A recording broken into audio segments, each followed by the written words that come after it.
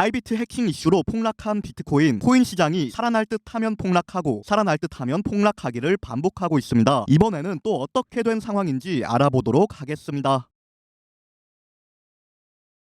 네, 반갑습니다. 베이지컬리입니다. 거두절미하고 바로 상황 알아보도록 하겠습니다. 현재 초유의 이슈는 아무래도 바이비트 해킹 사태인 것 같습니다. 바로 오늘 새벽 00시 44분 바이비트 CEO 벤저우가 해킹 사태에 대해 언급을 했습니다. 이후 벤저우는 몇 가지 X를 올렸고 주된 내용은 이더리움 콜드 월렛을 해킹당했다는 내용이었습니다. 해킹 규모는 14.6억 달러, 한화 약 2조 원 수준, 바이비트 준비금 대비 8% 수준의 해킹 사건입니다. 일각에서는 이 해킹이 북한 소행이다, 북한의 라자루스 해킹팀의 소행이라는 이야기가 돌고 있습니다. 그도 그럴 것이 해킹 방식이 북한 스타일과 똑같았기 때문입니다. 해킹 방식을 잠시 말씀드리자면 바이비트가 해킹당한 건 이더리움 콜드 월렛, 그러니까 이더리움 지갑입니다. 그 중에서도 콜드 월렛이라는 건 하드디스크나 USB 같은 실물 지갑을 의미합니다. 따라서 콜드 월렛을 해킹하는 건 거의 불가능에 가깝습니다. 바이비트 금고에서 하드디스크나 USB를 탈취하는 게 아닌 이상 불가능 수준입니다. 그리고 탈취를 한다고 한들 CCTV에 발각될 운명입니다. 그래서 해킹 사태 초반에는 내부자 소행이다, 자작극이다 라는 이야기가 돌았습니다. 하지만 북한이 썼던 방식은 실물 지갑 탈취가 아니었습니다. UI 화면을 조작해서 정상적인 화면처럼 보이게 했습니다. 그리고 출금 관리자, 멀티시그 서명자는 그 화면을 정상적인 요청으로 판단해서 서명을 해준 겁니다. 그러니까 이번 사태는 바이비트 문제도 아니고 하드월렛 문제도 아니고 이더리움 문제도 아닙니다. 다만 멀티시그 관리자가 승인을 잘못해준 겁니다. 멀티시그 해킹에 대해서는 우리나라 고팍스 거래소가 정리해둔 자료가 있습니다. 2024년 자료입니다. 멀티시그는 원래 기업 측면에서 보안 강화를 위해 사용하는 시스템인데 결국 승인을 하는 건 사람이라는 점을 이용해서 북한이 그 허점을 노린 것 같습니다. 해킹 직후 벤저우는 실시간 라이브를 1시간 45분 동안 하면서 상황을 설명했고 저스틴 성과 창펑자오가 적극적으로 지원하겠다고 공표한 바 있습니다. 여기서 재밌는 사실은 창펑자오가 모든 출금을 잠시 막아두는 게 좋다고 조언을 했지만 바이비트는 출금을 막아두면 유저들이 더 불안해할 것이라며 출금을 막지 않았습니다. 해킹 당하고 10시간 동안의 출금량이 약 35만 건, 그중 99.994%의 출금이 정상적으로 완료됐고 나머지 2100건은 출금 중이라고 합니다. 아마 이 2100건은 출금을 제한한 게 아니라 출금 요청한 지 얼마 안 된 건인 것 같습니다. 해킹 사태가 발발하면 통상적으로 출금을 막는 게 대부분입니다. 일시적으로라도 막습니다. 2차적인 해킹 피해를 막아야 한다는 점, 대량 출금으로 인한 뱅크런이 발생할 수 있다는 점, 뱅크런 당하면 회복이 매우 어렵다는 점, 그 때문에 일시적으로라도 출금을 막는 게 통상적인 경우입니다. 그러나 이번 바이빗 대처는 매우 훌륭하다고 평가를 받고 있습니다. 출금도 제한하지 않았고 준비금이 널널하다는 것을 증명한 사례라고 볼 수가 있겠습니다. 그럼 여기까지가 바이비트 해킹에 대한 내용이었고 이제부터 차트 분석 들어가 보도록 하겠습니다. 오늘 날짜 2월 22일입니다.